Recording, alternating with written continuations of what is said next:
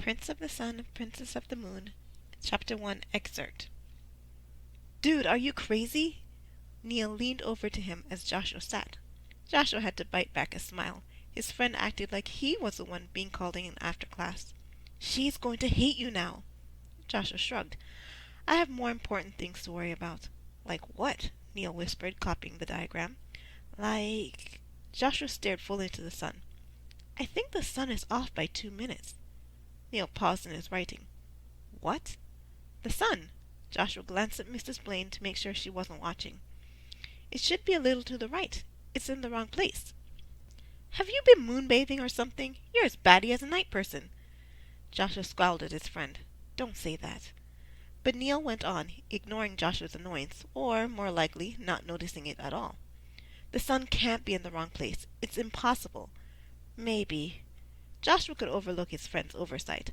After all, he didn't know how offensive the saying was. But I've done the calculations over and over. Done the calculations? Neil snickered. What do you know about calculations like that?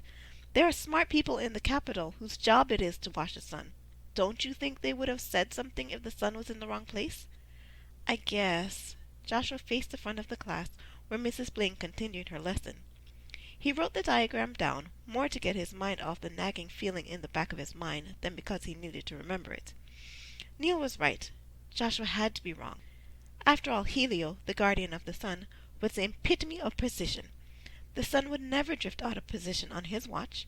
Still, a feeling, like a stone sitting in his stomach, told Joshua something was amiss. He had seen the sun doing strange things before. The other day he thought he saw it flickering, and the day before that he was certain its rays were less intense than they should have been. Joshua swallowed the knot rising in his throat and resisted the urge to fiddle with the gold necklace he wore under his shirt.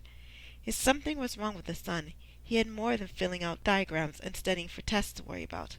They all did.